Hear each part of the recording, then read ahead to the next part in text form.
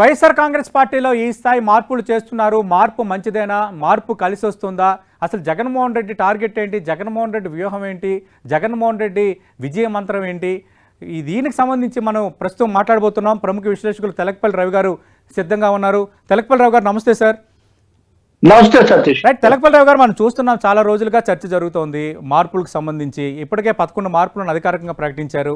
ఇప్పటికే 2 రోజుల కిందట అన్ని జిల్లాలకు సంబంధించిన మార్పులు పూర్తయిపోయాయి. ఒక్కొక్కరిని పిలిచి మాట్లాడుతున్న వాతావరణం. ఇప్పుడు 10 అందించిన ఎక్స్క్లూజివ్ రిపోర్ట్ కూడా మీరు చూశారు.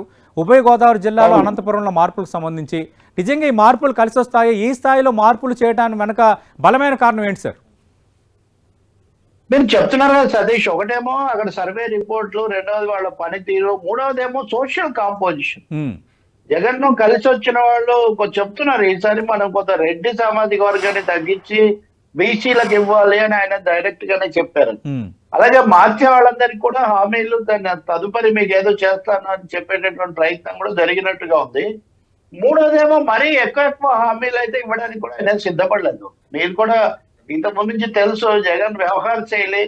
ఆయన ముందే టికెట్ ఇచ్చే అవకాశం ఉంటే ఉందే చెప్పడము, లేకపోతే లేదని చెప్పడం, ఆ పార్టీలో ఉంటే కుదరదని మీరు ముందు రాజీనామా చేసి రమ్మని, ఇలా తన టర్మ్స్ లో పార్టీ టర్మ్స్ లోనే తీసుకోవటము నిలబెట్టడం ఇదంతా జరుగుతూ వచ్చింది.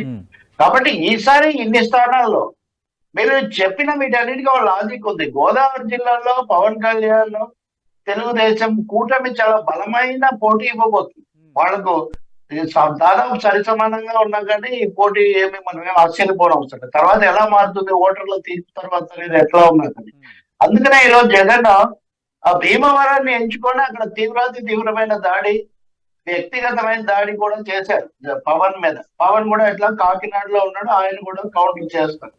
అంటే అనంతపురం జిల్లా ట్రెడిషనల్ గా తెలుగుదేశం పార్టీ తన పునరాలను కాపాడుకుంటూ వస్తున్నది రాయలసీమలో. ఈ కథలో విశాఖపట్నం, ఉత్తరాంధ్ర. అరే గెట్టింగ్ మెస్ అది వినిపిస్తోంది సార్. విశాఖపట్నము, ఉత్తరాంధ్ర అనేది ఒక మిక్స్డ్ మిశ్రమంగా ఉంది వైసీపీకి సంబంధించిన. అందువల్ల అక్కడ గాజువాక్ కూడా పవన్ కళ్యాణ్ నియోజకవర్గం మీరు ఆ విధంగా ఆలోచిస్తే గాజువాక్ కూడా అక్కడ మార్చడం ద్వారా కూడా ఒక భిన్నమైన అభ్యర్థిని తీసుకొని రావడానికి ప్రయత్నం చేస్తున్నట్టు మనకు కనిపిస్తుంది. ఇంకా చివరికి తప్పకుండా ఇది అధికార పార్టీ సీరియస్ గా తీసుకుంటుంది అనేది స్పష్టం. ఇంకా దాన్ని ఏమి దాపరికమే లేదు. ఇప్పుడు ఇంతమంది అభ్యర్థులు మార్చారు, ఇంకా మారుస్తామంటున్నారంటే ఛాలెంజ్, సవాల్ కాఫీ గంభీరని తీవ్రమైన పోటీనే ఎదుర్కోవాల్సి వస్తుంది. వీళ్ళని మార్చిన వాళ్ళందరూ నెగ్గుతారు అనేదని తర్వాత ప్రశ్న. మార్చకపోతే నెగ్గలేము అనేది అధికార పార్టీ దాదాపు అంగీకరిస్తుంది. సోషల్ సామాజిక నేపథ్యం అనే విషయం. తెలకపల్లి రవి గారు, గతంలో నిర్వహించిన పార్టీ నేతల సమావేశంలోనే కొన్ని మార్పులు ఉంటాయి, నన్ను నమ్మండి, నాతో ఉండండి అని జగన్మోహన్ రెడ్డి ఒక చిన్న టేజర్ వదిలారు. అయితే తెలంగాణ ఎన్నికలకు వచ్చేసరికి కేసీఆర్ కొందరు సిట్టింగ్లు మార్చి ఉంటే ఫలితాలు వేరేగా అన్న చర్చ బలంగా సాగింది. మనం కూడా చర్చల్లో మాట్లాడాం. అంటే ఆ ఫ్యాక్టర్ ఇంపాక్ట్ ఏమైనా పడిందా జగన్మోహన్ రెడ్డి పైన? తెలంగాణ రిజల్ట్స్ ఇంపాక్ట్ ఏమైనా పడిందా? అది మామూలుగా ఉంది కాబట్టి అందరికీ తెలిసినట్టు వాళ్ళు కూడా విని ఉండవచ్చు. కానీ జగన్మోహన్ రెడ్డి థింకింగ్ ముందు నుంచి ఇలాగే ఉంది. ఎందుకంటే 6 నెలల కిందటి నుంచి ఆయన వార్నింగ్లు ఇస్తున్నాడు. గడప గడపకు కార్యక్రమం సమీక్ష సందర్భంలోనే సీనియర్ మంత్రులతో సహా వెళ్ళని వాళ్ళు, వాళ్ళ మీద తన అసంతృప్తి, మళ్ళీ అందులో సవరించుకున్న వాళ్ళు ఎంతమంది, స్కోర్ పెంచుకున్న వాళ్ళు, తగ్గిన వాళ్ళు, ఈ వివరాలన్నీ బహిరంగంగా మీడియాలో రావడం కూడా మనం చూసాం. నేను ఇంతకుముందు కూడా చెప్పాను సతీష్, ఆగస్టులోనే కేసీఆర్ కు ఈ అభ్యర్థుల మంచి చెడ్లు వచ్చి 35 మందిని మార్చకపోతే కుదరదు అన్న నివేదిక వచ్చినప్పుడు కేసీఆర్ మార్చడం లేదు అని తెలుసుకొని జగన్ ఇది చాలా పొరపాటు, ఎందుకు ఇలా చేస్తున్నారు అనుభవజ్ఞుడు కేసీఆర్ అని ఆయన తన సన్నిహితుల దగ్గర ఆశ్చర్యం వెలిగించారని కూడా చెప్తున్నారు. ఇంతకుముందే చెప్పిన విషయం అది, నేను ఇప్పుడు చెప్తున్న మాట కాదు. అందువల్ల ఆయన చాలా క్లియర్ గానే ఆ లైన్ లో ఉన్నారు. గెలిచే వాళ్ళు విన్నింగ్ అనేది ఒకటి బిజినెస్ లైక్ గా పాలిటిక్స్ వ్యవహార శైలిలో చెయ్యాలని జగన్ ఆలోచన ధోరణి కూడా మీరు చూడండి. మొదటి టర్మ్ అవగానే 2.5 ఏళ్లకు మంత్రులందరినీ మారుస్తారని ముందే ప్రకటించారు. ప్రకటించి కొద్దిమంది మిగిలిన మంత్రులందరినీ కూడా మార్చారు.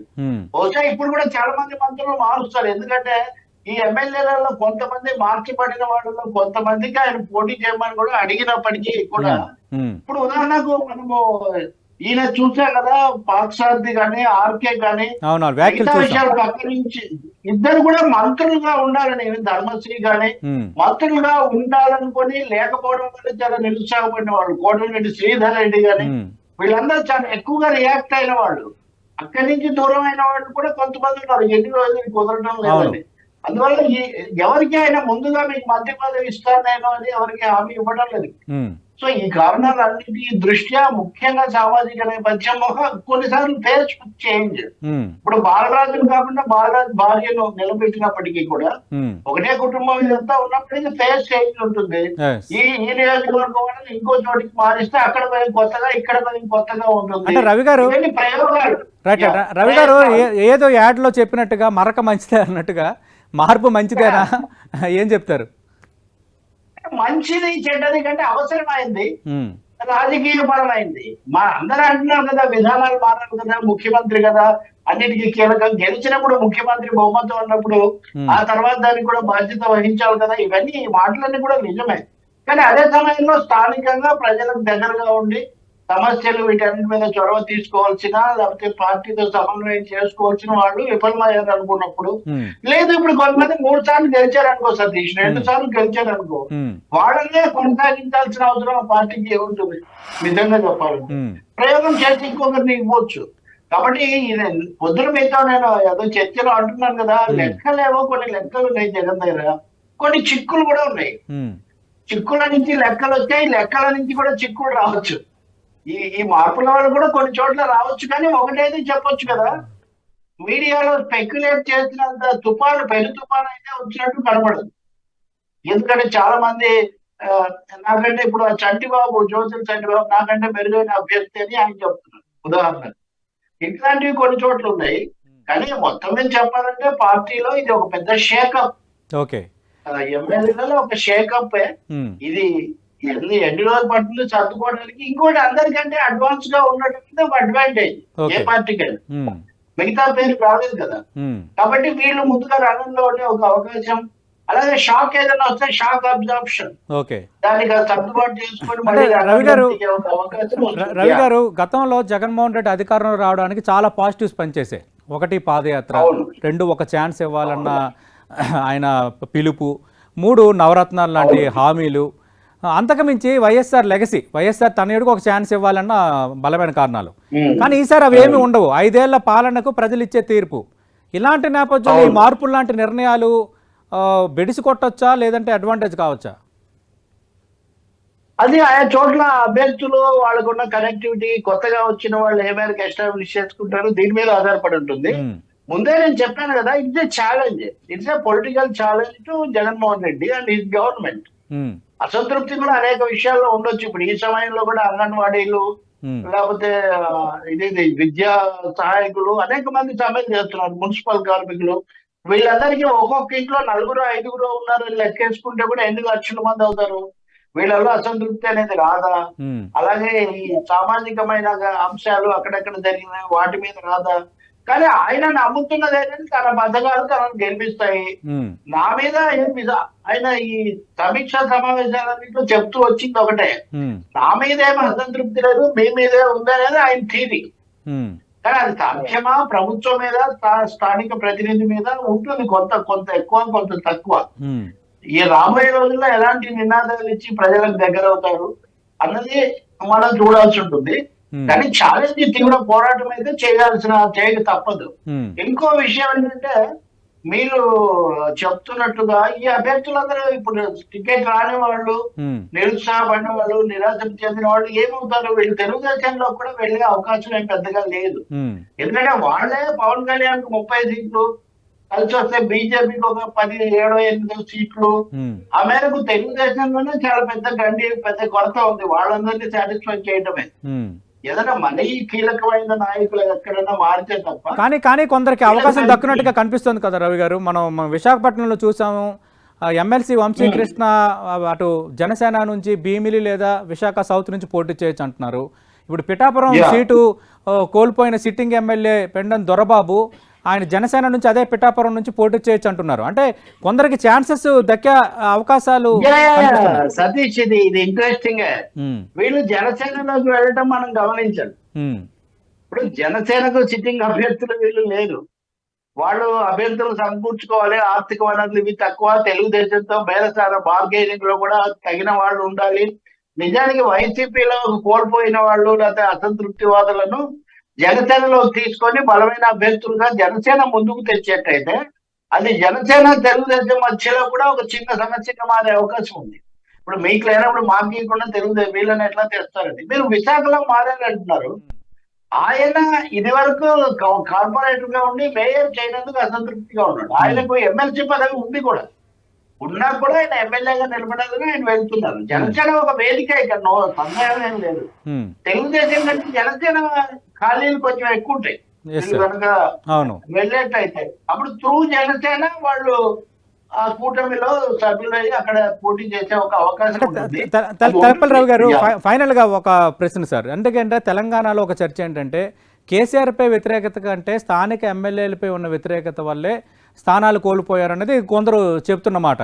బట్ వేరే ఏపీకి సంబంధించి స్థానిక ఎమ్మెల్యే మీద కంటే ముఖ్యమంత్రి జగన్మోహన్ రెడ్డి మీద వ్యతిరేకత ఉందన్నది కొందరు చేస్తున్న వాదన. ఈ రెండు కొంత భిన్నంగా ఉన్నాయి. మీరేమంటారు దీనిపై? అంటే తెలంగాణ నేపథ్యము, ఇక్కడ ఉద్యమము, పార్టీ ఇదంతా వేరు. కానీ తీరా వచ్చిన తర్వాత అందరు వాళ్ళు చెప్తుంది కూడా అంతే, అన్ని కేసీఆర్ గారి అన్నట్టుగా వాళ్ళు అన్నారు. కానీ గెలిచారు కూడా కదా వాళ్ళు, మార్చిన వాళ్ళు. కాబట్టి ఇక్కడ జగన్ అనేది మరి కేసీఆర్ కంటే కూడా జగన్ పార్టీ పెట్టిన దగ్గర నుంచి ఈయనకేం ఉద్యోగం అవన్నీ లేవు కదా. సో ఒక నేపథ్యంలో ఆయన వచ్చారు. అందువల్ల జగన్ మీదే ప్రజల అభిప్రాయాలు, ప్రజల తీర్పు జగన్ ను బట్టి ఎక్కువగా ఉంటుంది. స్థానిక అభ్యర్థులు సెకండరీ పాయింట్ అవుతుంది. కానీ పని విధానం గురించి పార్టీ స్కోరు, ర్యాంక్ అనేది పార్టీ విషయంగా ఉంటుంది. తప్పకుండా ప్రభుత్వం మీద అసంతృప్తి బాగానే ఉంది, లేదు అసంతృప్తి లేదు, అసలు ఎక్కడ వ్యతిరేకత లేదు, అంతా నల్లేరు మీద బండి లాగా ఏమి లేదు. తప్పకుండా ఛాలెంజెస్ ఉన్నాయి కాబట్టి దాన్ని తట్టుకోవడానికి ఇది కూడా ఒక మార్గం లాగా చూస్తున్నట్టు కనిపిస్తుంది మనకు. ఇది ఒప్పుకోవడమే ఒక ఒక ఇది కదా, ఇంతమందిని మారించే తప్ప కుదరదు అని వాళ్ళు ప్రకటిస్తున్నారు ముందుగానే. ఇంకా సమస్య ఉంది. థ్యాంక్ యూ రవి గారు. మనం చూసాం అటు మార్పులకు సంబంధించి ఇది పనిచేస్తుందా పనిచేయదా, లాభిస్తుందా లాభించదా తెలియాలంటే ఎన్నికల వరకు ఆగాల్సిందని తెలకపల్లి రవి గారు లాంటి విశ్లేషకులు కూడా చెప్తున్నారు. మార్పులకు సంబంధించి ఖచ్చితంగా కొన్ని మార్పులు చేస్తున్నారు. అలాగే టికెట్ దక్కని క్యాండిడేట్లకు అక్కడ వేరే పార్టీల్లో కూడా ఛాన్సెస్ లేవు. ఎందుకంటే తెలుగుదేశం పార్టీ, జనసేన, రేపు బీజేపీ కూడా వస్తే అక్కడ కూడా తీవ్ర పోటీ ఉన్న నేపథ్యంలో ఈ అసంతృప్తులకు అవకాశాలు కూడా తక్కువ అనేది రవి గారు లాంటి విశ్లేషకులు చెప్తున్నమాట. ఏదేమైనా మార్పులకు సంబంధించి వైఎస్ఆర్సీపీలో గట్టిగా చర్చ జరుగుతోంది. మొత్తం ఓవరాల్గా అన్నీ కలిపి 60 మార్పులు ఉండబోతున్నాయి అంటున్నారు. ఇప్పటికే 11 అధికారికంగా ప్రకటించారు. ఉభయ గోదావరి, అనంతపురంకి సంబంధించి 10 ఎక్స్క్లూజివ్ రిపోర్ట్ అందించింది. ఇవి అధికారికంగా రాబోతున్నాయి. ఓవరాల్గా 2-3 తారీఖుల్లోపు అన్నీ కంప్లీట్ చేయాలనేది జగన్ లక్ష్యంగా కనిపిస్తుంది. చూద్దాం ఇది ఎంతవరకు ఫలితాలు ఇస్తుందో.